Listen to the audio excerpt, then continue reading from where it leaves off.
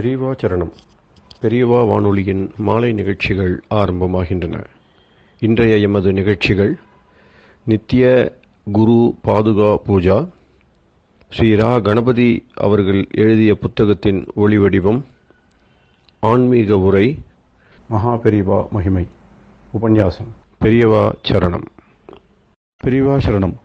அடுத்த நிகழ்ச்சி நித்திய குரு பாதுகா பூஜை. शुक्लां भरदरं विष्णुं शशिवर्णं चतुर्भुजं प्रसन्नवदनं ध्यायेत् सर्वविघ्नोपशान्तये। ममोपात्त समस्त दुरितक्षयद्वारा श्री परमेश्वर प्रीत्यर्थं गुरुप्रसाद सिद्ध्यर्थं गुरुप्रीत्यर्थं गुरुपादपूजाम् अद्य करिष्ये। गुरुर्ब्रह्मा गुरुर्विष्णुर्गुरुर्देवो महेश्वरः गुरुः साक्षात् परब्रह्म तस्मै श्रीगुरवे नमः। अपारकरुणासिन्धुं ज्ञानदं शान्तरूपिणं श्रीचन्द्रशेखरगुरुं प्रणमामि मुदान्वहम्। सदाशिवसमारम्भां शङ्कराचार्यमध्यमाम् अस्मदाचार्यपर्यन्तां वन्दे गुरुपरम्पराम्. எல்லோரும் குருவை பெரிவாளை தியானம் பண்ணிண்டு அர்ச்சனை பண்ணுவோம். அஷ்டோத்திரம்.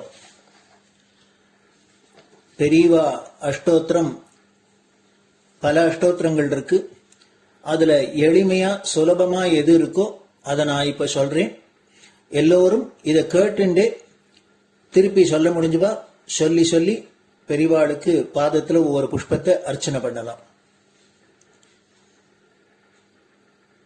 ओम श्री कांची कामकोटि पीठाधीश्वराय नमः. श्रीमत् चंद्रशेखरेन्द्र सरस्वती गुरुभ्यो नमः.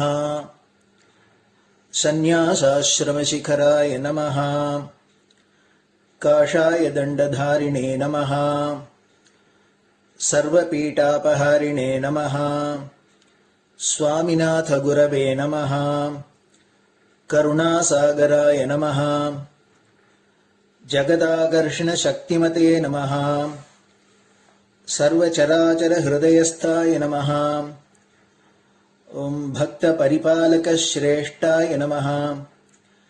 धर्म परिपालकाय नमः. श्री जयेन्द्र सरस्वत्याचार्याय नमः. श्री विजयेन्द्र सरस्वती पूजिताय नमः. शिवशक्ति स्वरूपाय नमः. भक्ताभीष्ट प्रदायकाय नमः. ब्रह्मण्य पोषकाय नमः. ब्रह्म विष्णु शिवैक्य स्वरूपाय नमः. कांची क्षेत्रवासाय नमः. कैलाश शिखरवासाय नमः. स्वधर्म परिपोषकाय नमः. चातुर्वर्ण संरक्षकाय नमः. लोकरक्षण संकल्पाय नमः. ओम ब्रह्मनिष्ठापराय नमः. सर्वपापहराय नमः. धर्मरक्षक संतुष्टाय नमः. भक्तार्पितधन स्वीकर्त्रे नमः. सर्वोपनिषत् सारज्ञाय नमः. सर्वशास्त्रगम्याय नमः. सर्वलोक पितामहाय नमः. भक्ताभीष्ट प्रदायकाय नमः. ब्रह्मण्य पोषकाय नमः. नानाविध पुष्पार्चितपताय नमः. रुद्राक्ष क्रीडधारिणे नमः. भस्मोद्दोलित विग्रहाय नमः. सर्वज्ञाय नमः. सर्वचराचर व्यापकाय नमः. अनेक शिष्य परिपालकाय नमः. मनश्चाञ्चल्य निवर्तकाय नमः. अभयहस्ताय नमः. भयापहाय नमः. यज्ञपुरुषाय नमः. यज्ञानुष्ठान रुचिप्रदाय नमः. यज्ञसम्पन्नाय नमः. यज्ञसहायकाय नमः. यज्ञफलदाय नमः. यज्ञप्रियाय नमः. उपमानरहिताय नमः. स्फटिक तुलसी रुद्राक्ष हारधारिणे नमः. चातुर्वर्ण समदृष्टये नमः. ऋग्यजुस्साम अथर्वणादि चतुर्वेद संरक्षकाय नमः. दक्षिणामूर्तिस्वरूपाय नमः जाग्रत् स्वप्न सुषुप्ति अवस्थातीताय नमः कोटिसूर्यतुल्यतेजोमय शरीराय नमः साधुसङ्गसंरक्षकाय नमः अश्वगज गोपूजा निर्वर्तकाय नमः गुरुपादुकपूजातुरन्तराय नमः कनकाभिषिक्ताय नमः स्वर्णबिल्वदलपूजिताय नमः सर्वजीवमोक्षदाय नमः मूकवाक्ताननिपुणाय नमः नेत्रदीक्षादानाय नमः द्वादशलिङ्गस्थापकाय नमः गानरसप्रियाय नमः ब्रह्मज्ञानोपदेशकाय नमः सकलकलासिद्धिताय नमः चातुर्वर्ण्यपूजिताय नमः अनेकभाषासम्भाषण कोविताय नमः अष्टसिद्धिप्रदायकाय नमः ओम श्री शारदामठसुस्थिताय नमः नित्यान्नदानसुप्रीताय नमः प्रार्थनामात्रसुलभाय नमः पादयात्राप्रियाय नमः नानाविधमतपण्डिताय नमः श्रुतिस्मृतिपुराणज्ञाय नमः देवयक्षकिन्नरकिंपुरुषपूज्याय नमः श्रवणानन्दकरकीर्तये नमः दर्शनानन्दाय नमः अद्वैतानन्दभरिताय नमः अव्याजकरुणामूर्तये नमः शैव वैष्णवादिमान्याय नमः श्रीशङ्कराचार्याय नमः दण्डकमण्डलोहस्ताय नमः वीणामृदङ्गसकलवाद्यनाथस्वरूपाय नमः रामकथारसिकाय नमः वेदवेदाङ्ग आगमादिसकलकलासतस्प्रवर्तकाय नमः हृदयगुहाशयाय नमः शतरुद्रीयवर्णितस्वरूपाय नमः केदारेश्वरनाथाय नमः अविद्यानाशकाय नमः निष्कामकर्मोपदेशकाय नमः लघुभक्तिमार्गोपदेशकाय नमः लिङ्गस्वरूपाय नमः सालग्रामसूक्ष्मस्वरूपाय नमः कालड्यां शङ्करकीर्तिस्तम्भनिर्माणकर्त्रे नमः जितेन्द्रियाय नमः शरणागतवत्सलाय नमः श्रीशैलशिखरवासाय नमः डमरुकनादविनोदाय नमः वृषभारूढाय नमः दुर्मदनाशकाय नमः आभिचारिकदोषहर्त्रे नमः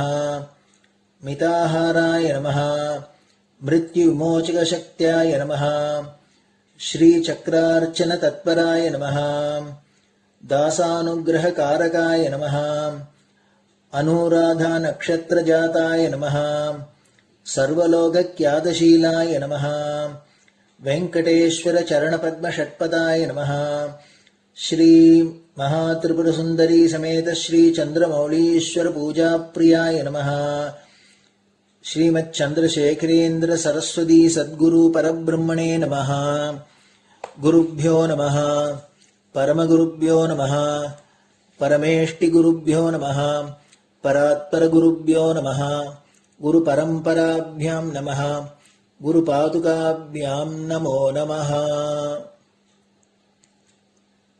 அடுத்தது ஊதுபத்தி இருந்தா அதை காமிச்சு தூபம், நெய் தீபம் இருந்தா காமிச்சு அதை நெய் தீபம் தீபம் காமிச்சுட்டு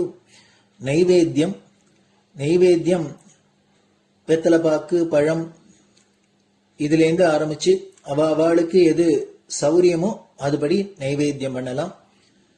அதுக்கு அடுத்தது கற்பூர ஹாரத்தி பண்ணி எல்லோரும் பிரதட்சிண நமஸ்காரம் பண்ணி பெரியவாள்கிட்ட பிரார்த்தனை பண்ணிண்டு எல்லோரும் க்ஷேமமா இருக்கணும், லோகம் பரம மங்களமா சௌக்கியமா இருக்கணும், எல்லோரும் வியாதி வெக்க இல்லாத ஆயுராரோக்கிய ஐஸ்வர்யத்தோட சாந்தம் அமைதியோட ஞான வைராக்கியத்தோட எல்லோரும் நல்லவர்களாயிருந்து நன்மையை அடையணும்னு பிரார்த்தனை பண்ணி இந்த பூஜையை தினம் செய்யலாம். குரு பிரம்மா குருர் விஷ்ணுர் குருர் தேவோ மகேஸ்வரः குரு சாட்சாத் பரபிரம்ம தஸ்மை ஸ்ரீ குரவே நமஹ. அபார கருணா சிந்தும் ஞானதம் சாந்தரூபிணம் ஸ்ரீ சந்திரசேகர குரும் பிரணமாமி முதான்வகம். சதாசிவசமாரம்பாம் சங்கராச்சாரிய மத்யமாம் அஸ்மதாச்சாரிய பர்யந்தாம் வந்தே குரு பரம்பராம். குரு பாத பூஜை நிறைவடைஞ்சது. பெரியவா சரணம். பெரியவா சரணம். பெரியவா வானொலியில் நேயர்கள் அடுத்து கேட்க இருப்பது ஸ்ரீ ரா கணபதி அவர்கள் எழுதிய புத்தகத்தின் ஒளி வடிவம். அளிப்பவர் ஸ்ரீமதி உமா சங்கர் அவர்கள். தேனினும் இனிய சொல்லான் தீச்சுடர் மேனி கொண்டான் ஊனுயிர்க்குயிரதான ஒன்றினைக் கலந்து நின்றான் ஏனினிக் கவலை நெஞ்சே இன்றுனக் அருள் செய்தான் இஞ்ஞானவான் காமகோட்டி நாதனை நம்புவோமே. ஜெய ஜெய சங்கர, ஹரஹர சங்கர. மகா பெரியவாளின் உபன்யாசங்களை ரா கணபதி அண்ணா தெய்வத்தின் குரல் என்ற பெயரில் 7 பாகங்களாக தொகுத்து நமக்கு அளித்ததின் முதல் பாகத்தின் அடுத்த பகுதி. எளிய வாழ்வு, வாழ்க்கை தரத்தை உயர்த்துவது என்ற வார்த்தை இப்போது ரொம்பவும் அடிபடுகிறது. சர்க்கார் திட்டங்கள் இதற்குத்தான் என்கிறார்கள். எல்லோருக்கும் வயிறு நிரம்ப சாப்பாடு, மானத்தையும் குளிர் வெயிலையும் காப்பாற்ற போதுமான வஸ்திரம், வசிப்பதற்கு ஒரு சின்ன ஜாகை இருக்க வேண்டியதுதான். இதற்கே சர்க்கார் திட்டம் போட வேண்டும். இதற்கு அதிகமாக பொருளை தேடிப் போவதால் வாழ்க்கை தரம் உயர்ந்து விடாது. உண்மையில் வாழ்க்கை தரம் என்பது வெளிவஸ்துக்களின் பெருக்கத்தில் இல்லை. தரமான வாழ்க்கை மனநிறைவோடு இருப்பதுதான். தேவைகளை அதிகமாக்கிக் கொண்டு அவற்றுக்காக ஆலா பறப்பதால் நிறைவு ஒருவருக்கும் கிடைக்காது. இதை பிரத்யட்சத்தில் பார்க்கிறோம். நாம் மேல்நாட்டுக்காரர்கள் மாதிரி போகியங்களுக்கு பறக்கிறோம். போகத்தின் உச்சிக்கு போன மேல்நாட்டுக்காரர்களோ அதில் நிறைவே இல்லை என்பதால் நம்முடைய யோகத்துக்கு, வேதாந்தத்துக்கு, பக்திக்கு கூட்டம் கூட்டமாக வந்து கொண்டிருக்கிறார்கள். இதை பார்த்து கூட நாம் புத்தி பெறவில்லை என்றால் அதுதான் துரதிருஷ்டம். ஒருத்தன் பீரோ நிறைய துணி வைத்திருந்தாலோ, கண்ட வேளையில் ஹோட்டலுக்கு போய் கண்டதை தின்பதாலோ, வீட்டை ஏர் கண்டிஷன் செய்து கொண்டு விட்டதாலோ அவனுடைய வாழ்க்கை தரமாகி விடாது. மனம் நிறைந்திருந்தால் அதுவே வாழ்க்கை தர உயர்வாகும். மன நிறைவு வெளிவஸ்துக்களால் ஒரு நாளும் கிடைக்காது.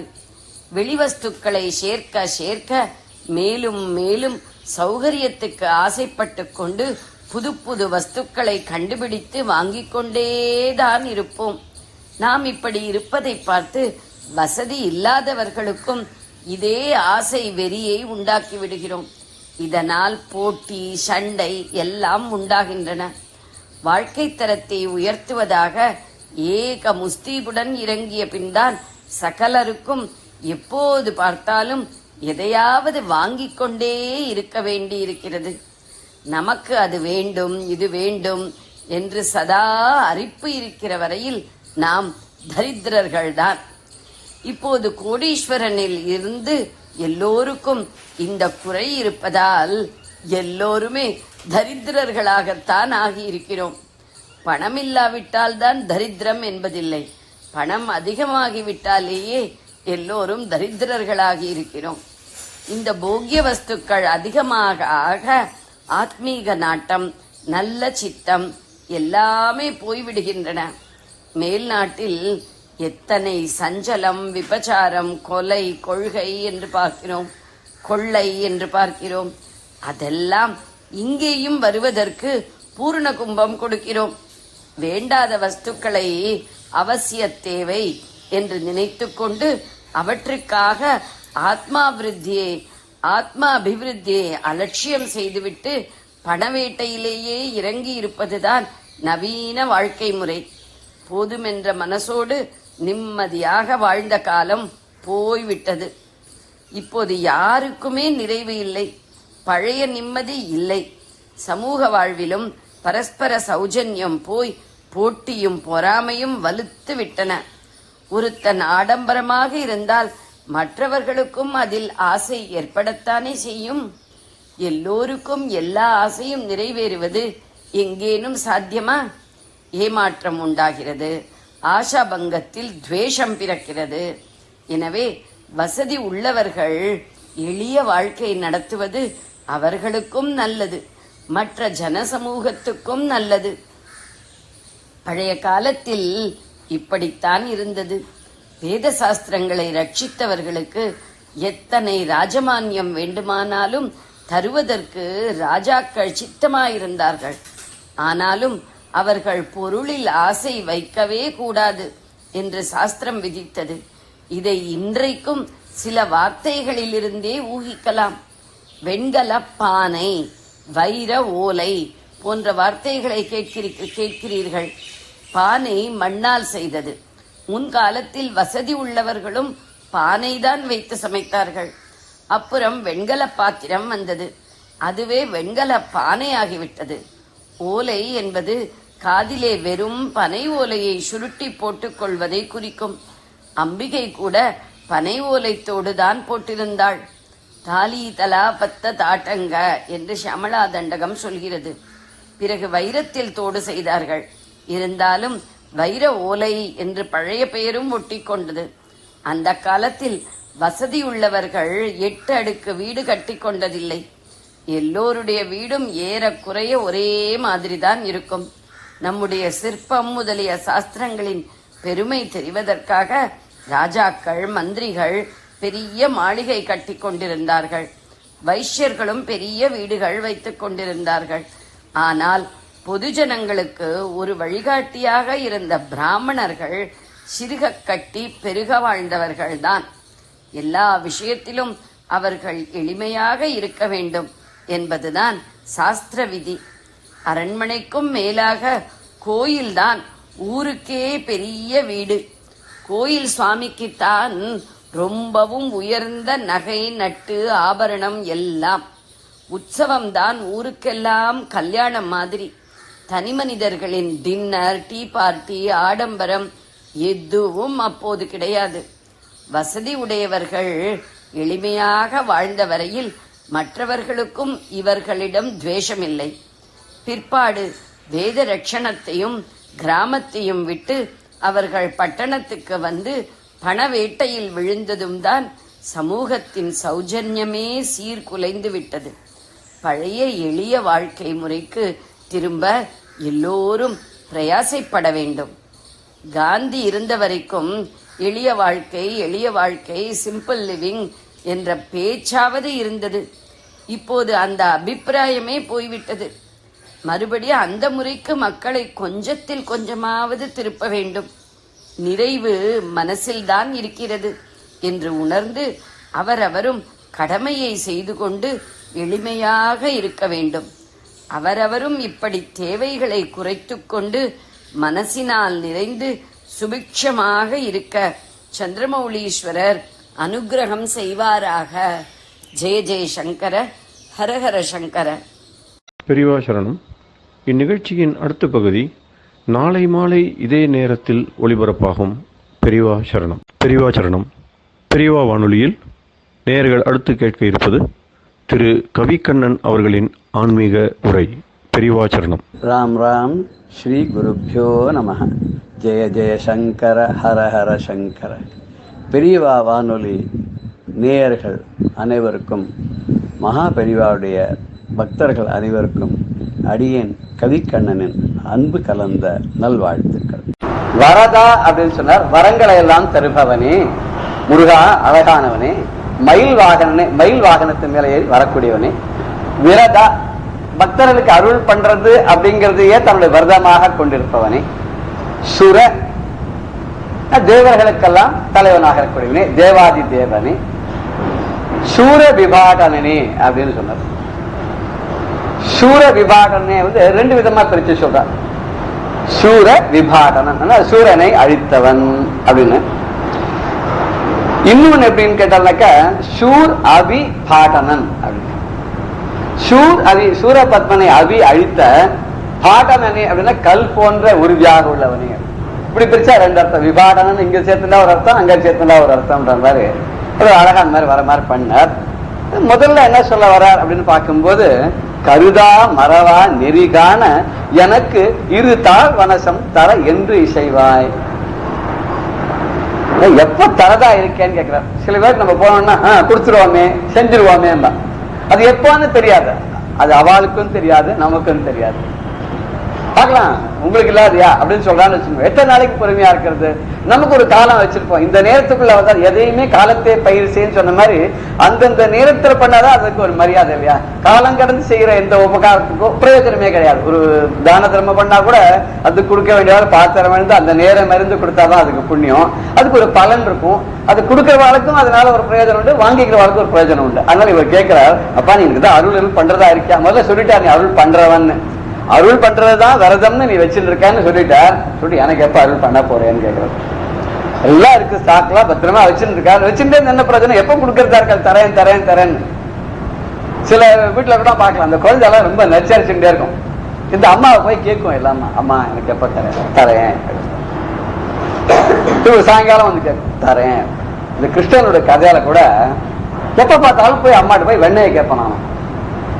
அம்மா வெண்ணெய் வேணும் தரேன் அப்படின்னு சொல்லி இப்போ பொறுத்து பொறுத்து பார்த்தான். ஒரு நாள் கேட்டான், அம்மா எப்ப தர கேட்டா தரேன் தரேங்கிற தவிர எப்ப தரேன்னு சொல்ல மாட்டேங்க, தரவும் மாட்டேன். அவ சொன்னா, உனக்கு நான் தந்துதானடா திக்கணும், நீதான் வீடு முழுக்க ஒரு கோகுலத்துக்கு அத்தனை வீட்லயும் நுழைஞ்சு தேடி வந்து சாப்பிடான்னு அவ்வளவு கம்ப்ளைண்ட் பண்ணான். அம்மா அது வேறம்மா, எல்லா ராத்திரியும் வெண்ணெய் கொடுத்தாலும் நம்ம நாட்டுல அம்மா உன் கையால வெண்ணெய் கொடுத்தாதானே எனக்கு வந்து ஒரு பெரிய. அப்ப சொன்னா, நீ ஒழுங்கா பால் குடிச்சா உனக்கு வெண்ணெய் தரேன். அது சின்ன குழந்தை, 2 வயசு குழந்தையும் ஒழுங்கா பால். எல்லா குழந்தையும் அடம் பிடிக்கல, பால் மாத்திரம் குடிக்காது எந்த குழந்தையும். நீ கூட நானே குடிச்சுக்கிறாங்க, எடுத்துன்னு போய் எறும்பு புத்தெல்லாம் விட்டு வந்துடும். அம்மா குடிச்சாச்சு. அது மாதிரி இந்த குழந்தையிலே பண்றதுனா கண்ணன் வந்து வரமாத்மா, அவன் லீல பண்றதுக்கு பிறந்தவன் செஞ்சிருக்க மாட்டானோ. அம்மா சொன்னேன், ஒழுங்கா பால் குடிச்சானா நான் வந்து உனக்கு வெண்ணெய் தரேன். சரி பால் எப்ப தருவேன் அப்படின்னு. ஏன்னா பால் எப்ப தரா சொன்னா அதுல இருந்து அடுத்த 10 நிமிஷத்துல வெண்ணெய் கிடைச்சிருமோ இல்லையோ. இருக்கின்னு ஒன்ன தரேன். என்ன பண்ணானா, கண்ணை 2ஐயும் மூடிண்டு அம்மா இருட்டி எடுத்துனா. இந்த கண்ணை முடினா அவனுக்கு இருட்டா எடுத்து இல்லையோ, அம்மா எடுக்கலாம் கண்ணை நல்லா இருக்க முடியும், அம்மா இருட்டி எடுத்து பால் கொடுன்னா. அது மாதிரி இவர் என்ன கேட்கிற, நீ தரேன் தரேங்கிற அவனுடைய அருளை நீ எப்ப தருவ? என்ன அருள் கேட்கிறாப்பாங்க. அவ வந்து தனம் வேணும்னு கேட்கல, தானியம் வேணும்னு கேட்கல, பேர் வேணும்னு கேட்கல, புகழ் வேணும்னு கேட்கல. அவர் என்ன கேட்கிற அப்படின்னு கேட்டாக்க, இரு தாழ் வனசம் தர என்று செய்வாய். உன்னோட 2 பாதங்களையும் எனக்கு வேணும். உன் பாதங்களை நான் பற்றி கொள்ள வேண்டும். பற்றி கொள்ள வேண்டும் இருக்கே, நான் நின்றுட்டு இருக்கேன். எப்பானாலும் வானம் கியூல எத்தனை பேர் நிற்கிறாளே, அது எனக்கு மாத்திரம் எக்ஸ்க்ளூசிவா இருக்கு. அப்ப தனக்கு மாத்திரம் எல்லாரும் எனக்கு மட்டும் தான். சின்ன குழந்தை கூட பார்த்தேன்னா எல்லாம் எனக்கு மாத்திரம் தான் அப்படின்னு. அது தனக்கு அவளுக்குன்னு கொடுத்தா அந்த குழந்தை மற்றவளுக்கு கொடுக்கவே கொடுத்தாரு. அதனால முதல்ல சொல்லும் போது எல்லாருக்கும் கொடுத்துட்டு நீ எடுத்துக்கோன்னா அந்த குழந்தை எல்லாருக்கும் பிச்சு கொடுத்து தனக்கு ஒண்ணு இல்லாத வந்துருக்கும். அம்மா எனக்கு இல்லையாங்க. இப்ப முதல்லயே கொடுத்த உனக்கு அப்படின்னா அப்புறம் நீங்க கிள்ளி கூட கொடுக்காது. அது மாதிரி இவர் என்ன சொல்றாருன்னா, அந்த 2 பாதமும் எனக்கே இந்த ஃபுல்லா அருள் பண்ற மாதிரி வேணும்னா, அந்த உங்களுடைய திருவடிகளுடைய கருணையானது இரு தாழ் வனசம் தர என்று செய்வாய். நீ என்னைக்கு அதுக்கு இணங்க போற, எனக்கு கொடுக்கணும் அப்படிங்கிற ஒரு திருவள்ளம் எப்போ எனக்கு ஏற்பட போறது? சரி, இந்த 2 பாதத்தும் இவருக்கு கொடுத்துறான்னு வச்சுக்கோம். இது எதுக்காக வேணும்? இந்த பாதம் என்னத்துக்கு வேணும்? இந்த திருவடியினுடைய தாமரைகளை பற்றி கொண்டு என்ன பண்ண போறார் அப்படின்னு இதுல அவருக்கு ஒரே ஒரு விஞ்ஞாபனம் இருக்க. என்ன வேணும்னா, கருதா மறவா நெறி காண அப்படின்னு அந்த ஒரு நிலை போகணுமா. துரிய அதீத நிலைன்னு சொல்றாரு இல்லையா, அந்த அதீதமான நிலைக்கு போயிடணுமா. அந்த துரியாதீதமான நிலைக்கு போயிட்டாக்க என்ன தெரியும்? நம்மளா சொல்றோம், வேதாந்தத்தான் கூட வரலான்னு சொல்றோம். வந்து ஜாகிரதை அப்படின்றது, அப்புறம் வந்து சொப்னம் அடுத்த ஸ்டேஜ் சொல்றேன், அதுக்கப்புறம் வந்து சுஷுப்தியை, சொப்னம் சுஷுப்தி, அதுக்கப்புறம் துரியம் அப்படின்ற இவன் அதையும் கடந்த நிலைங்கிற. இப்போ ஒரு ஒன்றுலையும் சொல்லும் போது சாதாரண நமக்கு வந்து மனசு புத்தி ஆத்மா எல்லாமே வந்து வேலை செஞ்சுட்டு இருக்குது, அதுதான் அவன் ஏங்கிட்டு இருக்கோங்கிறோம். அப்ப நம்ம வந்து சாதாரண நடந்துட்டு இருக்கும் போது எல்லாத்தையும் பார்க்கும்போது எல்லாமே இருக்கு. படுத்துட்டோம்னா அடுத்த சொப்பன ஸ்டேஜுக்கு போலாமா. சொப்பனத்துக்கு போயிட்டு தான் தூக்கம் வருதுன்னு சொல்றான். இந்த சொப்பனம்ங்கிற ஸ்டேஜ்ல வரும்போது இந்திரியங்கள்லாம் அடங்கி போயிடுது, புத்தி வேலை செய்யறது இல்லையா. ஆனா வந்து மனசும் ஆத்மாவும் வேலை செஞ்சுட்டு இருக்குன்னா சரி, அதுக்கு அடுத்த ஸ்டேஜ்ல என்ன பண்றதுன்னா மனசும் அடங்கி போயிடுதான், அது தூக்கம்.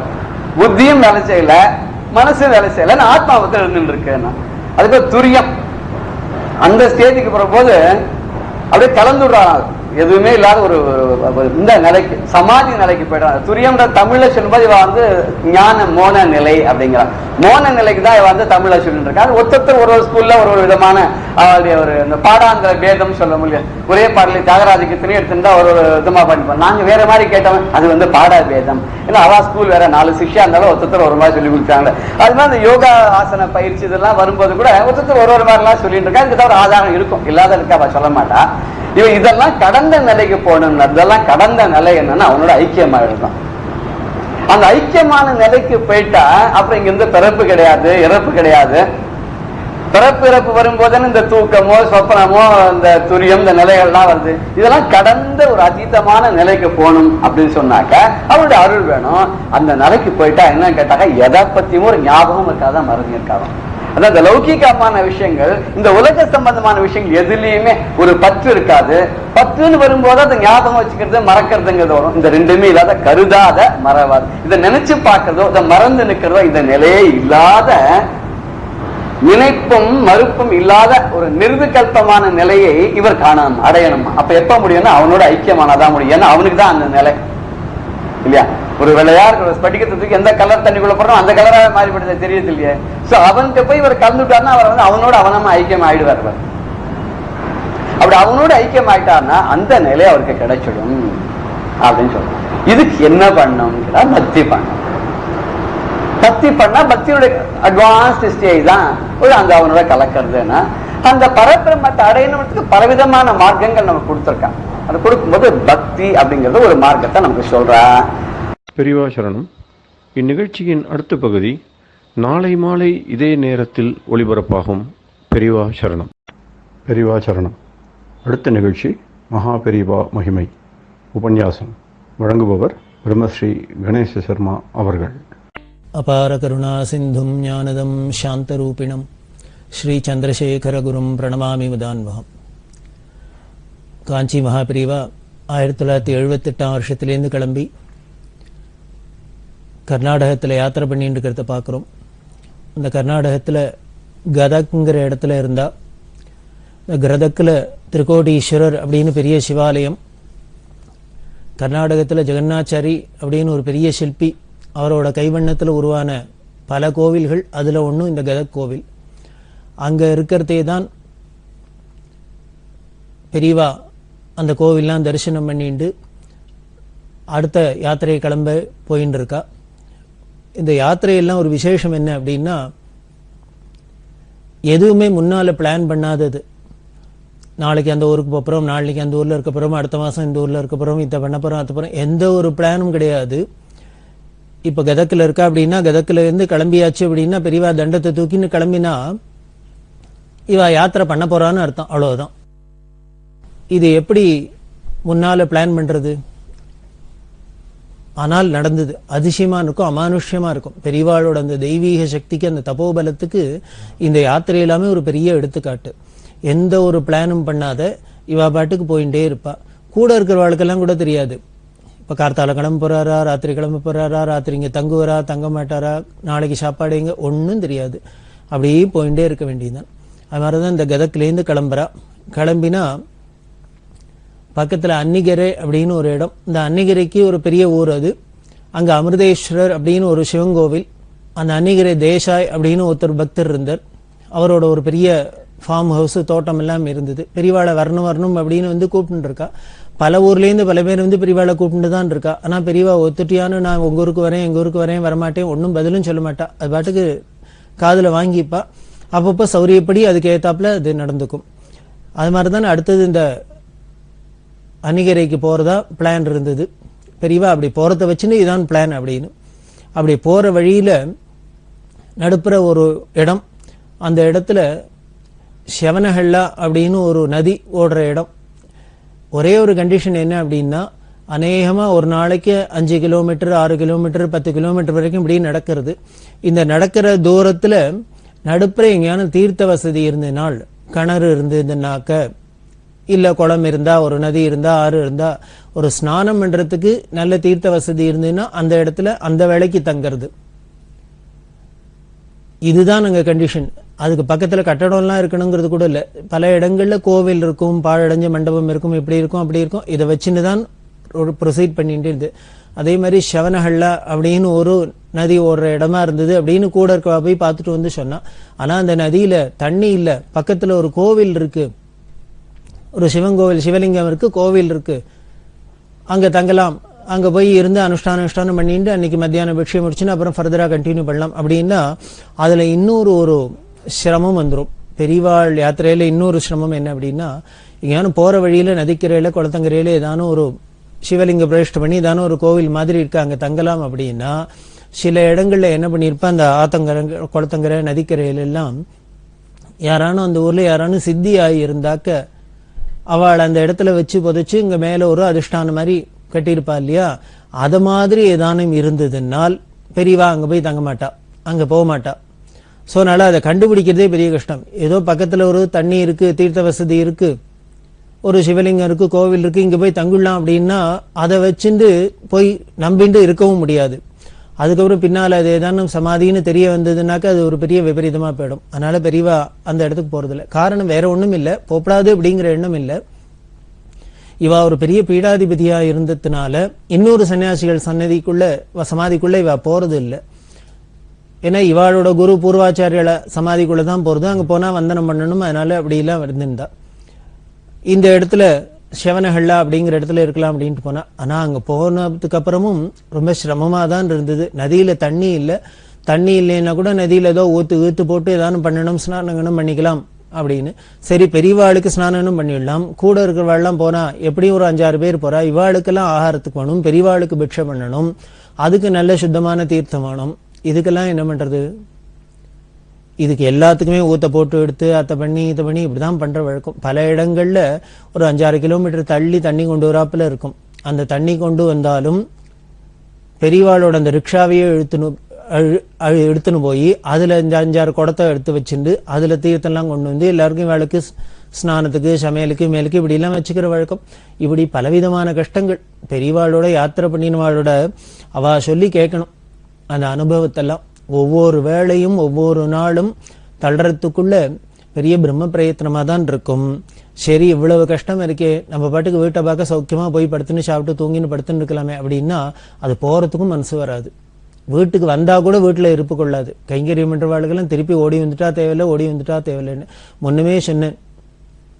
பெரியவா சில இடங்கள்லாம் இந்த இடத்துல சௌரியம் இல்லைங்கிறதுனால வெரைட்டி இருக்கா அப்படின்னு எல்லாரும் ஊருக்கு போங்கன்னு வெரைட்டி இருக்கா. வெரைட்டி இருந்தா கூட எல்லாரும் பெரியவா வெரைட்டுறாளேங்கிறதுக்காக அந்த வார்த்தைக்கு மதிப்பு கொடுக்கணும்னு வருவாளே வழியே திருப்பி உடனே எப்ப போலான்னு தான் காத்துட்டு இருக்கிறாப்புல இருக்கும். அதுதான் அது பரபிரம்மம் அப்படிங்கிறதுக்கு சாட்சி. ஆனந்தமா இருக்கும். ஒரு வசதினா ஒரு வசதி இருக்காது. இன்னும் வசதி இல்லைன்னு சொல்றதை விட நெகட்டிவாவே இருக்கும்னே சொல்லலாம். அப்படி இருந்தா கூட நமக்கு என்னமோ ஒரு அதெல்லாம் மீறி ஒரு ஆனந்தம் கிடைக்கும். பெரியவா பக்கத்துல இருக்கிறதுனால, அந்த பெரியவா சன்னதியா இருக்கிறதுனால, பெரியவாளோட அந்த சாமீபம் அப்படின்லாம் சொல்றோம் இல்லையோ, மோட்சத்துல சாலோகம் சாயுஜ்யம் சாமீபம் அப்படின்லாம் சொல்றவே, அது மாதிரி அந்த பெரியவாளோட சமீபத்திலேயே இருக்கிறதுனால, அவ பக்கத்திலேயே இருக்கிறதுனால இப்படி எந்த ஒரு குறையா இருந்தாலும் என்ன ஒரு கஷ்டமா இருந்தாலும் ஒண்ணுமே தெரியாது, அது ஆனந்தத்தை கொடுக்கும்.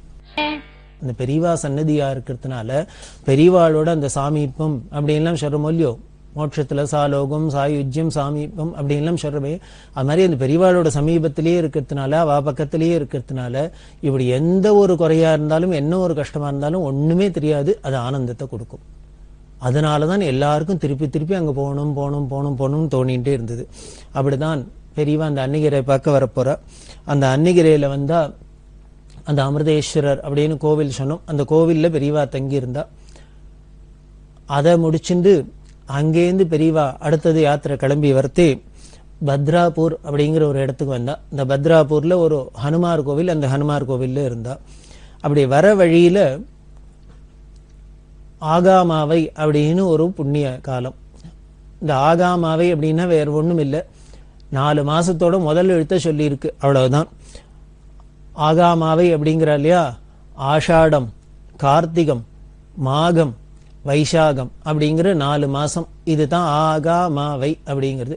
இந்த ஆகாமாவை ஒரு புள்ளி காலத்துல இதுல சாஸ்திரங்கள்ல சொல்லியிருக்கு. இதுல என்ன பண்ணணும் அப்படின்னா, சூரியோதயத்துக்கு முன்னால சந்திரன் அஸ்தமிக்கிறதுக்கு முன்னால, சூரியன் உதிக்கிறதுக்கு முன்னால, சந்திரன் அஸ்தமிக்கிறதுக்கு முன்னால ஸ்நானம் பண்ணணும். அமிங்கி ஸ்நானம் பண்ணணும். அவகாக ஸ்நானம் அப்படின்னு சொல்லுவா. அமிங்கி ஸ்நானம் பண்ணணும் அப்படின்னு ரொம்ப சொல்லியிருக்கு. முக்கியமா இதெல்லாம் ரொம்ப ஒரு சாஸ்திரத்துல எங்கேயோ சின்ன சின்ன விஷயம் மாதிரி சொல்லியிருந்தா கூட பெரியவா அதை ரொம்ப ஸ்ட்ராங்கா பிடிச்சுன்னு இருப்பா. பிடிச்சுன்னு அனுஷ்டானம் பண்ணா கடைசி வரைக்கும் இப்படியே அனுஷ்டானம் பண்ணா. இந்த அனுஷ்டானங்கள்லாம் எங்கேயானு உலகத்துல பார்க்கணும் அப்படின்னா இன்னைக்கும் பார்க்கலாம்னா காஞ்சி காமகோடி பீடத்துல மட்டும்தான் பார்க்க முடியும். இப்படி சாஸ்திரங்கள்ல சொன்னதை 100% எங்கேயானும் ஃபாலோ பண்ண முடியுமா, நடத்தி காமிக்க முடியுமான்னா அது முடியும். அப்படிங்கிறதுக்கு பிரத்யட்சமா உலகத்துல இருக்கிற ஒரே இடம் காஞ்சி காமகோடி பீடம் தான். இன்னமும் அந்த பீடாதிபதிகள்லாம் இப்படித்தான் பண்ணிட்டு இருக்கா, அந்த ஆகாமாவி ஸ்நானம் அப்படின்னு. அதுல வந்ததுனால இது வைசாக மாசமா இருந்ததுனால சூரியோதயத்துக்குள்ள ஸ்நானம் பண்ணும் அப்படின்னு பக்கத்துல ஏதோ ஒரு நதி மாதிரி இருந்தது, அந்த குளம். அதுல ஸ்நானம் பண்ணினா ஸ்நானத்தை பண்ணிட்டு ஃபர்தரா கண்டினியூ பண்ண ஆரம்பிச்சிட்டா. கண்டினியூ பண்ணி தான் இந்த பத்ராபூர் இதை பாக்கி நோக்கி வரா பெரியவா. அப்படி வரத்தே அந்த பத்ராபூர்ல ஹனுமார் கோவில்ல பெரியவா தங்க போறா. தங்க போனா முதல்ல அந்த ஊர் ஜனங்களுக்கு புரியல, யாரோ ஒரு சாது வந்திருக்காரு, சன்னியாசி வந்திருக்காரு அப்படின்னு நினைச்சிருந்தா. அதுக்கப்புறம் பெரியவா அங்க போய் செட்டில் ஆனதுக்கு அப்புறம் பார்த்தா வரிசையா கார்லாம் வர ஆரம்பிச்சுடுத்து. ஒத்தத்தரா அவாவா தேடி தேடின்னு பெரியவா தரிசனத்துக்கு வரத்தெல்லாம் பார்த்தோன்னு அப்புறம் தான் அந்த ஊர் ஜனங்களுக்கு புரிஞ்சது, ஓஹோ இது யாரோ சாதாரண ஒரு தெருவில் போற சன்னியாசி இல்லை போல இருக்கு, இவர் யாரோ ஒரு பெரிய மகான் அப்படின்னு தெரிஞ்சுண்டு அதுக்கப்புறம் எல்லாரும் ஊர் ஜனங்கள்லாம் வந்து கூடி எல்லாம் பண்ணினா. அப்படி இருக்கிறவாள்லாம் முதல்ல இவர் யாருன்னே தெரியல, அதுக்கப்புறம் தெரிஞ்சினப்புறம் என்ன பண்ணுவாங்க, தங்களோட உடல் பொருள் ஆவிங்கிறாப்புல சர்வத்தையும் பெரியவாளுக்கு தியாகம் பண்ணணும்னு தோணும். ஒருத்தர அரிசியை கொண்டு கொடுக்க ஆரம்பிச்சா, இனிமே பருப்பை கொண்டு கொடுக்க ஆரம்பிச்சா, கரிகாயை கொண்டு கொடுக்க ஆரம்பிச்சா, அதை அர்ப்பணம் பண்றா, இதை அர்ப்பணம் பண்றா, எல்லாம் பண்றா. அப்படி அங்க இருக்கிறதே தான் தஞ்சாவூர்ல பங்காரு காமாட்சி அப்படிங்கிற பெரிய கோவில் இருக்கு அப்படின்னு பார்த்தோம். அதாவது காஞ்சிபுரத்தில் உள்ள காமாட்சி அம்பாள் தான் 18ஆம் நூற்றாண்டுல கலவரத்தினால தஞ்சாவூருக்கு போனா அப்படிங்கிறது முன்னாலேயே நம்ம சரித்திரத்துல பார்த்திருக்கோம். அப்படி இருக்கிறதுனால இந்த பங்காரு காமாட்சி கோவில் ஸ்தானிகர் பிரசாதம் எடுத்துன்னு வந்திருந்தார் பெரியவாளுக்கு. ஏன்னா பின்னாலேயே பெரியவாளுக்கு வைகாசி மாசமா இருந்ததுனால அனுராதா நட்சத்திரம் வருது, பெரியவாளோட ஜெயந்தி வருது, அதை ஒட்டி பிரசாதம் எல்லாம் கொண்டு வந்து அந்த பிரசாதத்தெல்லாம் பெரியவா ஸ்வீகரிச்சுண்டா.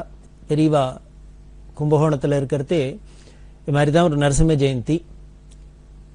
அதுல மடத்துல கைங்கரிய மன்றத்துல ஒருத்தர், அவர் என்ன பண்றார், உக்ராணம் அவத்த இன்சார்ஜா இருந்தவர். இந்த உக்ராண மாமா அப்படின்னு சொல்லுவா. அந்த உக்ராணத்துட்டு அவர் தான் இன்சார்ஜ். நரசிம்ம ஜெயந்திக்கு பூஜை பண்ணணும் அப்படிங்கிறதே அதுல பெரியவா என்ன பண்ணா, வெள்ளரிக்காய் வைக்கிற, வெள்ளரி பிஞ்சு அது வைக்கிற வழக்கம். இந்த வெள்ளரி பிஞ்சு இருக்கா அப்படின்னு பாக்குறா. அதாவது பலாப்பழம் அந்தந்த சீசன்ல என்னென்னலாம் கிடைக்கிறதோ அதெல்லாம் சுவாமிக்கு அர்ப்பணம் பண்ணணும் அப்படிங்கிறது நம்மளுக்கு ஒரு சம்பிரதாயம். எந்தெந்த காலகட்டங்கள்ல என்னென்ன கிடைக்கிறதோ அதெல்லாம் ஈஸ்வரார்ப்பணம் பண்ணிட்டு அதுக்கப்புறம் அதை நாம உபயோகப்படுத்திக்கணும் அப்படிங்கிற ஒரு சம்பிரதாயம் நமக்கு மகான்கள்லாம் வகுத்து வச்சிருக்கிறதுனால பெரியவா அதுல ரொம்ப ஸ்ரத்தையா பண்ணுவா. இந்த சமயத்துல சங்கர ஜெயந்தி இந்த சம்மர்ல தான் பலாப்பழம் கிடைக்கும், இது மாதிரி விஷயங்கள்லாம் கிடைக்கும் இல்லையா. அது மாதிரி வெள்ளரி பிஞ்சு வேணும் அப்படின்னு கேட்கிறா. பூஜைக்கு வந்து உட்காந்துட்டா எல்லாம் வச்சிருக்கு, வெள்ளரிக்காயை காணும், வெள்ளரி பிஞ்சு காணும். உடனே பெரியவா கேட்டா, இந்த உக்ராணம் இருக்காரு அவர்கிட்ட கேட்கிறா, உருவாருகம் நாஸ்தி அப்படின்னா, அதாவது சம்ஸ்கிருதத்துல கேட்கிறா. ஏன்னா பூஜைக்கு வந்துட்டதுனால மடியா இருக்கிறதே சம்ஸ்கிருதத்துல பேசுவா. வெள்ளரிக்காய் இல்லையா, வெள்ளரி பிஞ்சு இல்லையா அப்படின்னு. அவர் உடனே சொன்ன, இல்ல கிடைக்கல அப்படின்னு. உடனே பெரியவா சொல்றா, இங்க மடத்திலேயே உட்காந்துன்னு கிடைக்கலன்னா என்ன அர்த்தம், போய் மார்க்கெட்ல பார்க்கணும், நம்மளே தேடணும் அப்படின்னு. இல்ல இல்ல அவர் ஆளெல்லாம் அனுப்பிச்சுன்னு போய் பார்க்க சொல்லி இருக்கார். இருந்தா கூட போனவா பார்த்துட்டு 2 இடத்துல பார்த்துட்டு 4 இடத்துல பார்த்துட்டு இல்லைன்னு திரும்பி வந்துட்டா. அதைத்தான் இவரும் சொல்லியிருக்கார். அதுக்கு பெரியவா சொல்றா, ஒரு நிர்வாகத்துல இருக்கிறவா கீழே இருக்கிறவாளை வேலை வாங்கினா மட்டும் போறாது, அவ சரியா செய்யலைன்னா உடனே நாமளே ஃபீல்டில் இறங்கி வேலை செய்யணும் அப்படிங்கிறதுக்காக இங்க மடத்துல உட்காந்து யாரோ ஆளை அனுப்பிச்சேன் பார்த்தா இல்லை அப்படின்னு சொல்லிட்டா என்ன அர்த்தம், போய் பார்க்கணும் அப்படின்னு. போய் பாரு, இது வந்தாதான் பூஜைக்கு நைவேத்தியத்துக்கு அப்படின்னு விட்டா. இதெல்லாம் என்ன பண்ணா ரொம்ப ஸ்ட்ரிக்டா பெரியவா பண்ணா. அதான் நமக்கு ஒரு ஸ்ரத்த வரணும் அப்படிங்கிறதுக்காக. இப்ப இல்ல வெள்ளரி பிஞ்சு வச்சு நைவேத்தியம் பண்ணலன்னா சுவாமி தான் கோச்சுக்க போறாரா, இல்ல அப்படின்னா இன்னைக்கு வெள்ளரி பிஞ்சு கிடைக்கலன்னு பிசாத விட்டுடுவோம், நாளைக்கு இனிமே பூ கிடைக்கலன்னு பிசாத விட்டுருவோம். இப்படி ஒரு சாமானும் கிடைக்கல, நமக்கு சுலபமா ஈஸியா கிடைக்கலங்கிறதுனால சுவாமிக்கு வெறுமனை விட்டுட்டோம்னா அதுக்கப்புறம் இந்த சம்பிரதாயம் எல்லாமே போயிடும், அப்புறம் பூஜை பண்றதுங்கிறதே நின்று போயிடும். அதனாலதான் பெரியவா ஒரு சின்ன விஷயமா இருந்தா கூட அது குறைஞ்சாக்க என்னமோ குடிமுழுகிறாப்புல அதுக்கு அமக்கலப்படுத்தி அது வந்தாதான் அடுத்தது காரியம் நடக்கும் அப்படிங்கிறாப்புல சொல்லுவா. அவ ஆச்சாரியங்கிற பொறுப்புல இருந்ததுனால, ஜெகத்குருவா இருந்ததுனால, நம்மளுக்கு ஸ்ரத்தைய ஊட்டுறதுக்குன்னே ஒரு அவதாரமா இருந்ததுனால இப்படி எல்லாம் நடந்துட்டா. இதெல்லாம் வச்சுன்னு இதெல்லாம் இல்லைன்னா என்ன சார், அவர் ரொம்ப ஓவராவே பண்ணிட்டு இருக்க ஆக்ட் பண்ற அப்படிங்கிறாப்புல நமக்கு தோணப்படாது. அதுதான் நமக்கு ரொம்ப முக்கியம். நமக்கு ஸ்ரத்த வரணும். ஒரு சின்ன சின்ன விஷயமா இருந்தா கூட அதுல எவ்வளவு நமக்கு கவனம் இருக்கணும், ஸ்ரத்த இருக்கணும், முயற்சி இருக்கணும். அப்படி எல்லாம் இருக்கிறதுனா தான் ஈஸ்வர அனுகம் பரிபூர்ணமா இருக்குங்கிறதுக்காக தான் நமக்கு சொல்லித்தரா அப்படிங்கிறதுல பாவத்துல தான் எடுத்துக்கணும். அதனால இப்போ என்ன பண்ண, இந்த கார்வார அனுப்பிச்சுட்டா, நீ போய் பார்த்துன்னு வா அப்படின்னுட்டா. இவர் உடனே வண்டியை எடுத்துனர், கிளம்பிட்டார். பெரியவா உத்தரவு பண்ணியாச்சுன்னா அப்புறம் என்ன பண்ண முடியும், கிளம்பிட்டார். அப்படி கிளம்பி போனா மார்க்கெட்டுக்கு போனா அங்கேருந்து தாண்டி பக்கத்துல ஏதோ ஒரு சந்தை, கருப்பூருங்கிற இடம், அந்த சந்தைக்கு போறா போல இருக்கு. போலாம், அங்க போய் கிடைக்குமான்னு பார்க்கலாம் அப்படின்னு போனா வழியில யாரோ ஒரு அம்மா, அந்த அம்மா வியாபாரி, அந்த அம்மா தலை முழுக்கலும் ஒரு பெரிய கூட நிறைய வெள்ளரி பிஞ்சை வச்சுட்டு குறுக்க வரா. இவர் வண்டியில அப்படி போயின்னு இருக்கார். அந்த ஊர் சந்தையில போய் தேடி பார்க்கலாம் அப்படின்ட்டு. ஏன்னா அடுத்த இனிமே வெள்ளரி பிஞ்சு இல்லாத அவர் மடத்துக்குள்ள வர முடியாது. பெரியவா அங்க பூஜையும் பூர்த்தி ஆகாது. பெரியவா சுக்ரீவ ஆக்ஞை, போய் பார்த்துன்னு வா, வாங்கிட்டு வா அப்படின்னு விட்டா வாங்கிட்டு வந்துதான் ஆகணும். கிடைக்கவும் கிடைச்சிடும் அது. அப்படி இவர் தேடினு இந்த ஊர்ல இல்ல அங்க கிடைக்குமா இங்க கிடைக்குமான்னு சுத்தி வட்டாரத்துல எங்கேயானு தேடி கண்டுபிடிச்சலான்னு ஒரு போயிட்டு இருக்கிறதே தான் குறுக்க ஒரு கிராமத்துல ஒரு அம்மா நிறைய வெள்ளரி பிஞ்சோட கூடையோட வரா.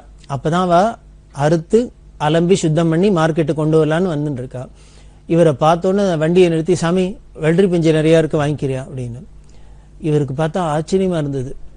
என்னடா அது, நம்ம இத்தனை நேரம் காலையிலேருந்துலாம் பார்த்து ட்ரை பண்ணி வெள்ளரி பிஞ்சே இல்லைன்னோம், இப்ப பெரியவா போய் பாரு, பார்த்தாதான் கிடைக்கும், நம்ம போய் முயற்சி பண்ணோம் அப்படின்னு சொல்லி அனுச்சதுக்கு அப்புறம் அம்பு மாதிரி ஏவினோன்னு கூட நிறைய ஃப்ரெஷ்ஷா எடுத்துட்டு வரா.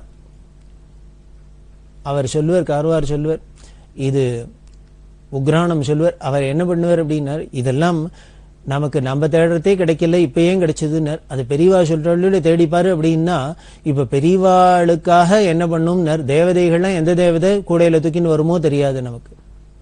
அப்படித்தான் ஒரு அம்மா வந்துட்டு இருக்கா. அவர் சொல்லுவார், சாட்சாத் அம்பாளை தான் தூக்கின்னு வந்தா, ஏன்னா பெரியவா வெள்ளரி பிஞ்சு வேணும், நைவேத்தியத்து கேட்டுட்டா வேணும், அதுக்கா அப்படின்னு கொண்டு வந்தா. எவ்வளவு அப்படின்னா, நீ கொடுத்ததை கொடு அப்படின்னு அந்த அம்மா சொல்றா. விலை கூட சொல்லல. இவர் கூடையோட தூக்கி வண்டியில வையினர். 5 ரூபாயோ 10 ரூபாயோ அந்த காலத்துல வாங்கிட்டு வந்தாச்சு. கொடுத்தா வர வழி முழுக்கலும் இந்த உக்ரானத்துக்கு அந்த கைங்கரியம் பண்றவருக்கு ரொம்ப ஒரே சந்தோஷம். என்ன இப்படி பெரியவா நம்ம சொன்ன விலையே பணத்தை வாங்கிட்டு இப்படி வெள்ளரி பிஞ்சு கிடைச்சுடுத்து, வெள்ளரி பிஞ்சு கிடைச்சு வெள்ளரி பிஞ்சு, அவர் சந்தோஷப்பட்டுன்னு வர்ற. வந்தாக்க பெரியவா ரெடியா காத்திருந்தா. என்ன வெள்ளரி பிஞ்சு கிடைச்சதா, இதை கூடையோட கிடைச்சுடுத்து, பெரியவா அனுகிரகம் அப்படின்னு. உடனே அதுக்கப்புறம் பெரியவா சிரிச்சுன்னு சொல்றா, இது எல்லாமே நம்மளோட ஸ்ரத்தைக்கு தான் பகவான் அனுகிரகம் பண்ற.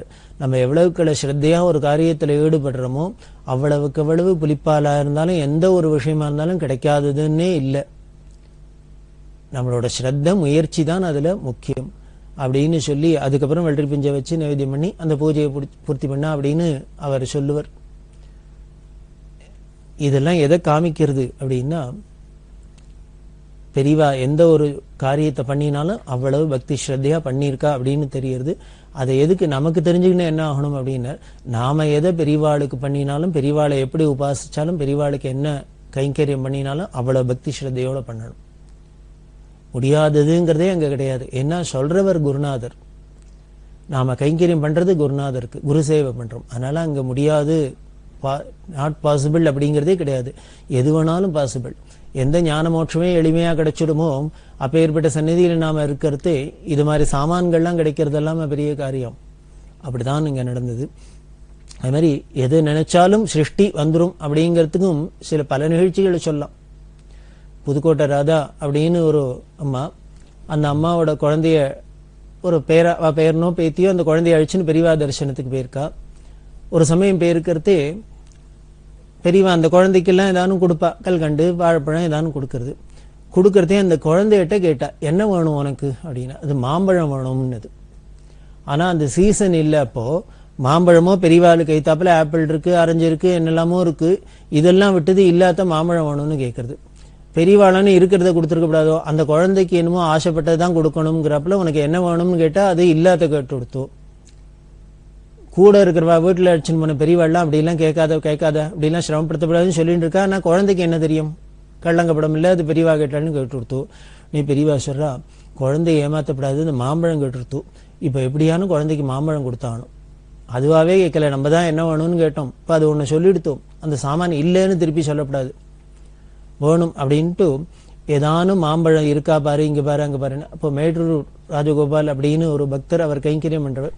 அவர் என்ன பண்ணுவார், சில விஷயங்கள்லாம் பண்ணி வச்சிருப்பார். நிறைய அந்த பழங்கள்லாம் பெரியவாள்கிட்ட வந்துட்டே இருந்ததுன்னா எத்தனை பழத்தை அப்படியே சாப்பிட முடியும், பாதி அழுகி போயிடும், வேணா போகும். வரவாள்லாம் காசு கொடுத்து பக்தியோட ஸ்ரத்தையோட பெரியவாளுக்குன்னு வாங்கிட்டு வந்திருக்கா. அது வீண் போகப்படாது அப்படிங்கிறதுனால என்ன பண்ணார், அந்த பழங்கள்லாம் மீந்த பழங்கள்லாம் வத்தல் மாதிரி போட்டு வச்சிருப்பாரு, இல்ல அந்த ஜாம் மாதிரி பண்ணி வச்சிருப்பாரு, பல்ப் மாதிரி பண்ணி வச்சுட்டு இதெல்லாம் பண்ணுவார்.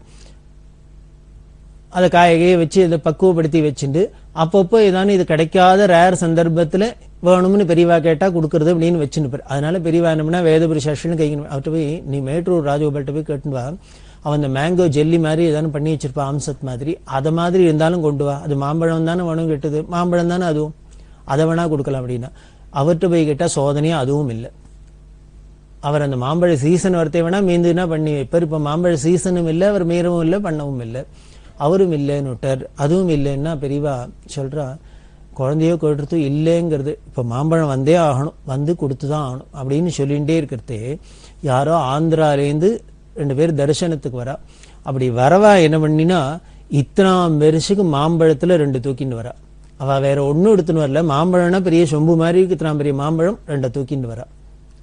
வந்து பெரியவாள்கிட்ட வச்சா நமஸ்காரம் பண்ணினா, அவளுக்கு அனுகிரகம் பண்ணியாச்சு. உடனே பெரியவா சிரிச்சுட்டே சொல்றா, இப்ப மந்திரத்துல மாங்காய் வருதுங்கிறாப்புல இருக்கு, இப்ப இந்த குழந்தை மாம்பழம் வேணும்னு கேட்டுது, மாம்பழம் எங்க தேடினாலும் நமக்கு கிடைக்கல. ஆனால் இப்ப என்னடான்னா திடீர்னு யாரோ 2 பேர் கொண்டு வந்துட்டா. அவ கொண்டு வந்தவாளும் சீசன் இல்லாத சீசன்ல நிறைய ஒரு கூட கொண்டு வரல, அப்படி கொண்டு வரல, இப்படி கொண்டு வரல, கரெக்டா எண்ணி 2 பழம் கொண்டு வந்திருக்கா இத்தனை வயசுக்கு.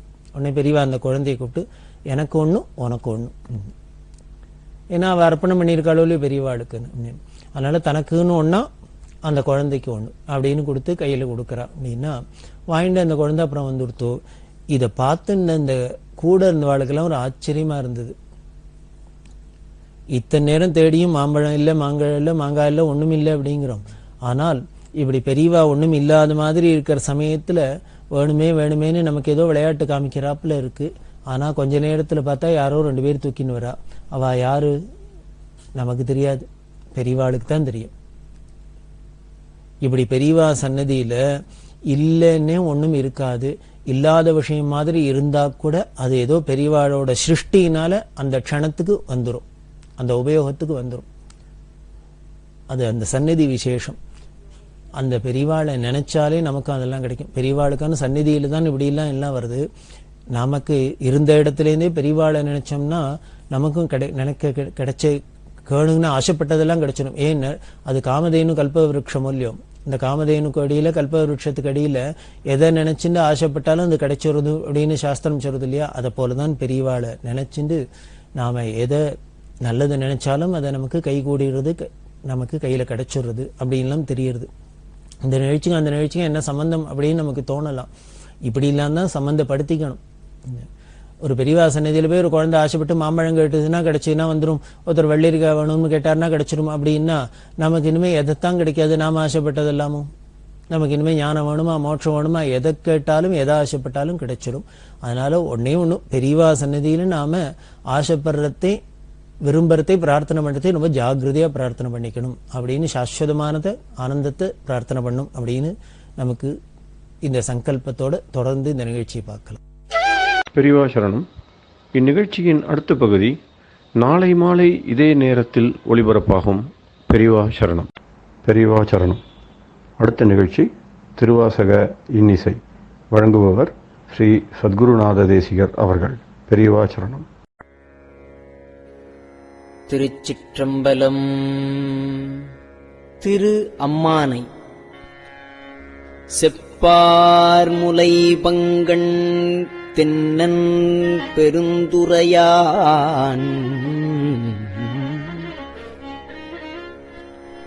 செப்ப தப்பார் முலை பங்கன் தென்னன் பெருந்துரையான்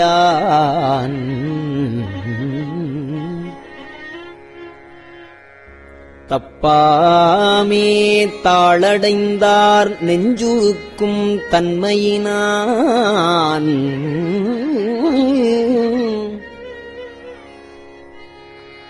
அப்பாண்டி நாட்டை சிவலோகம் ஆக்குவித்த அப்பு ஆறு சடையப்பன் ஆனந்தவார்களே ஒப்பாக ஒப்புவித்த உள்ளத்தாறு உள்ளிருக்கும் அப்பாலைக்கு அப்பாலை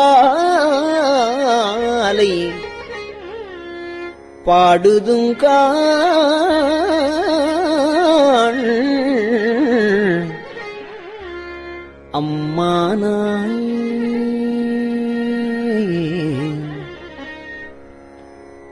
மைப்பொலியும் கண்ணிகேள் மால் அயனோடு இந்திரனும்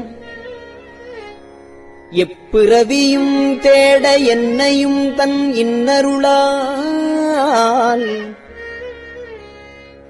இப்பிறவி ஆட்கொண்டு இனி பிறவாமே காத்து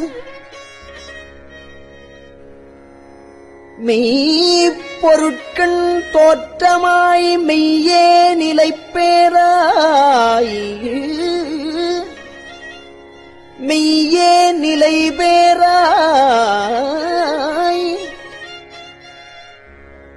எப்பொருட்கும் தானேயாய் யாவைக்கும் வீடாகும் அப்பொருளாம் நம் சிவனைப் பாடுதுங்காள்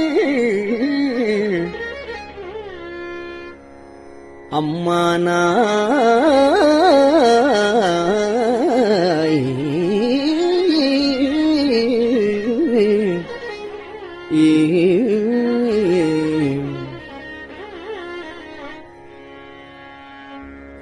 கையார் வளை சிலம்ப காதாறு குழையாட மையாறு குழல் புரள தேன்பாய வண்டு ஒலிப்பச் செய்யானை வெண்ணீர் அணிந்தானை சேர்ந்து அறியா கையானை எங்கும் செறிந்தானை அன்பர்க்கு மெய்யானை அல்லாதார்க்கு அல்லாத வேதியனை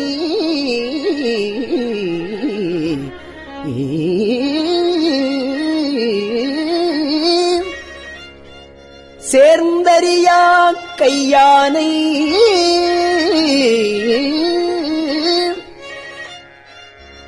எங்கும் செறிந்தானை அன்பர்க்கு மெய்யானை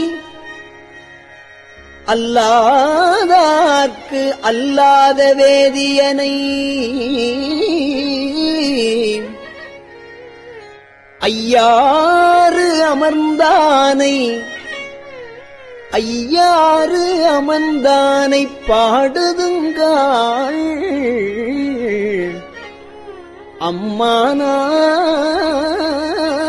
அம்மானாய்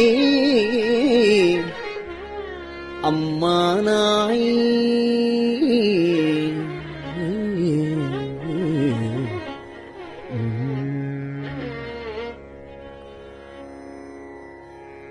ஆனையாய் கீழமாய் மானுடராய்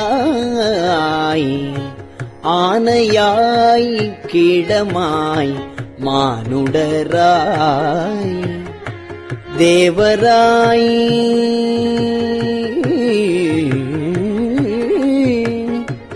ஆனையாய் கிடமாய் மானுடராய் தேவராய்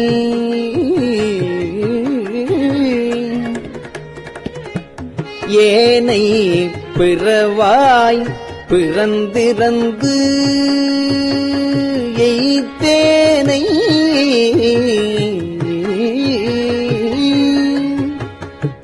ஊனையும் நின்றுருக்கி என் வினையை ஓட்டுகந்து தேனையும் பாலையும் கண்ணலையும் ஒத்து இனிய கோனவன் போல் வந்து என்னை தன் தொழும்பில் கொண்டருளும் வானவன் பூங்கழலே பாடுதுங்கான் அம்மானாய்.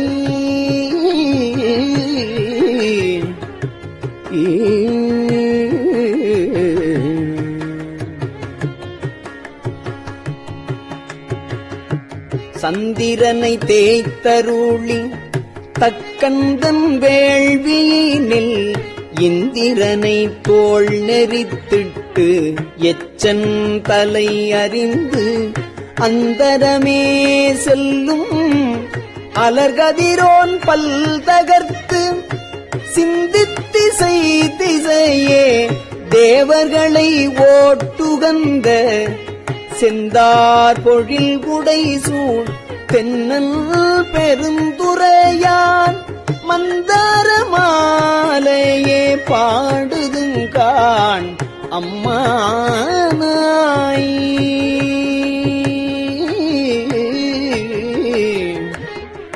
ஊனாய் உயிராய் உணர்வாய் என்னுள் கலந்து தேனாய் அமுதமுமாய் திங்கரும்பின் கட்டியுமாய் ஊனாய் உயிராய் உணர்வாய் என்னுள் கலந்து தேனாய் அமுதமுமாய் திங்கரும்பின் கட்டியுமாய் வானோர் அறியா வழியமக்கு தந்தருளும் தேனார் மலர்குன்றை சேவகனார் சீரொளி சேர் ஆனா அறிவாய் அளவிறந்த பல்வுயிர்க்கும் கோனாகி நின்றவா கூறுதுங்கான் அம்மானாய்.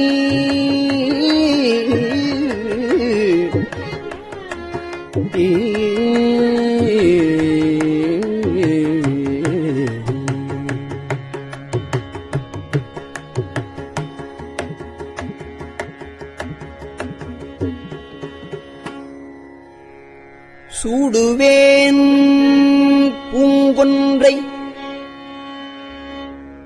பூங்கொன்றை சூடுவேன் சூடிச் சிவன் திரள் தோள் கூடுவேன் கூடி முயங்கி மயங்கி நின்று ஊடுவேன் செவ்வாய்க்கு உருகுவேன் உள்ளுருகி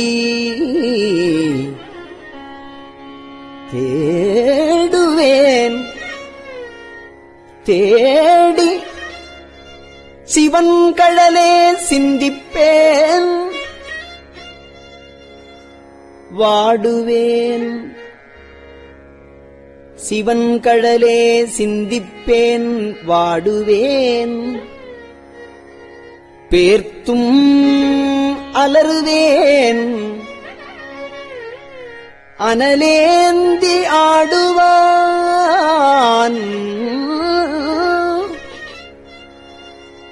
அனலேந்தி ஆடுவான் சேவடியே பாடுதுங்கான்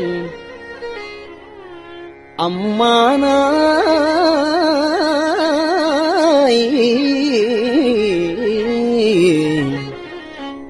கிளிவந்த மென்மொழியாள் கேழ்கிளரும் பாதியனை வெளிவந்த மாலையனும் காண்பரிய வித்தகனை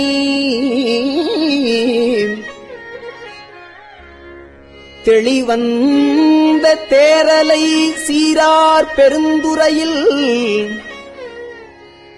எளிவந்து இருந்து இறங்கி எண்ணறிய இன்னருளால்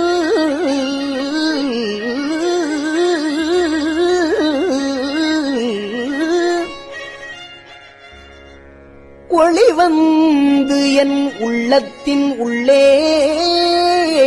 ஒளிதிகழ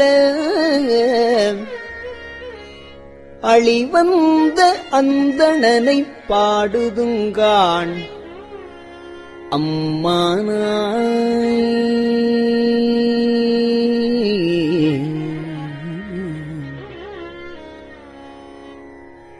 முன்னானை மூவர்க்கும் முற்றுமாய் முற்றுக்கும் முன்னானை மூவர்க்கும் முற்றுமாய் முற்றுக்கும் பின்னானை பிஞ்சகனை பேணு பெருந்துறையின் முன்னானை மூவர்க்கும் முற்றுமாய் முற்றுக்கும் பின்னானை பிஞ்சகனை பேணு பெருந்துறையின் மன்னானை வானவனை மாதியலும் பாதியனை தென் ஆனை காவானை தென்பாண்டி நாட்டானை என்னானை என்னப்பல் என்பார்கட்கு இன்னமூதை அன்னானை அம்மானை பாடுதுங்கானம்மானாய்.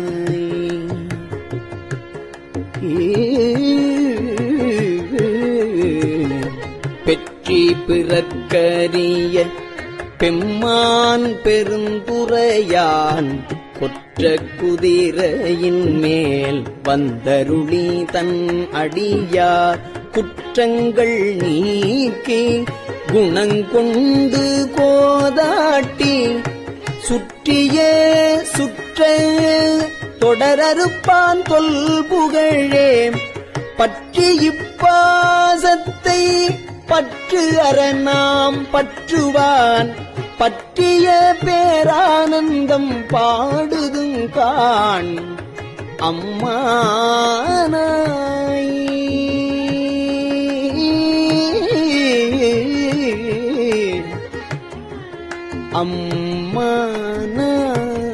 அம்மானாய்.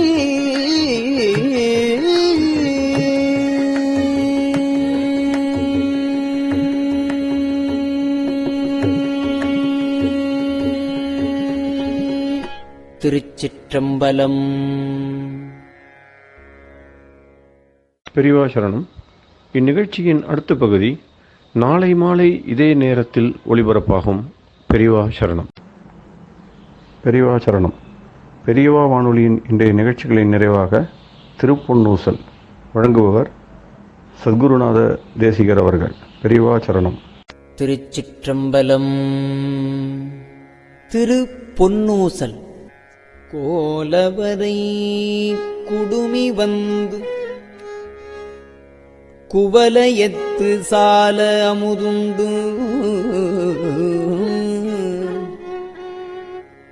தாழ்கடலின் மீதெழுந்து ஞாலம் மிக பரிமேற்கொண்டு நமையாண்டான் சீலம் திகழும் திருவுத்தரகோசமங்கை மாலுக்கு அரியானை வாயார நாம் பாடி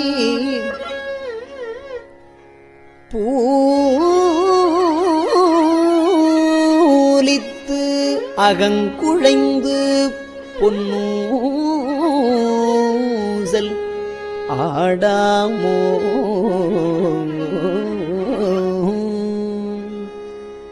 திருச்சிற்றம்பலம்.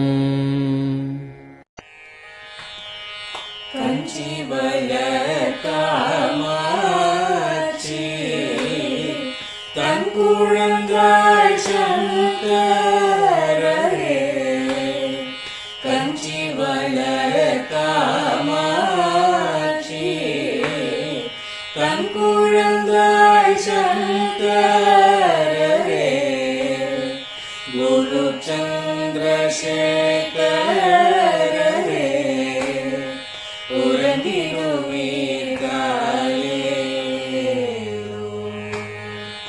உறங்கிடுவீர்களே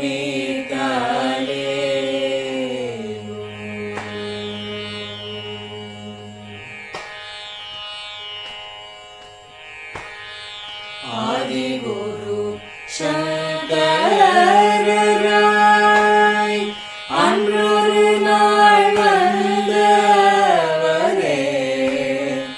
68 ஏகபதி காலே ஏழுலகம் பூப்பவரே காப்பவரே கடப்பவரே எல்லோர்க்கும் அருள்பவரே உறங்கிடுவீர்களே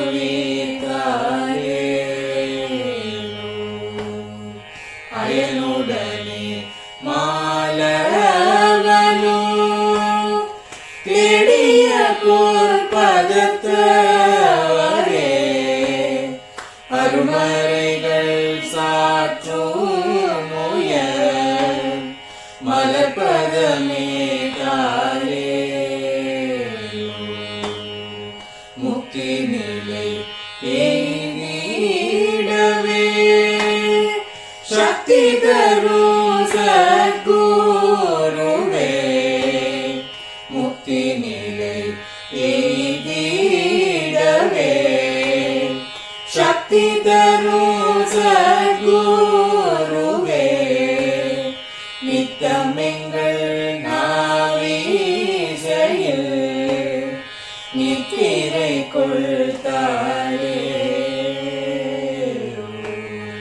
நித்தமெங்கள் நாவீசையில் நித்திரை கொள்தாளே நித்தமெங்கள் நாவீசையில் நித்திரை கொள்தாளே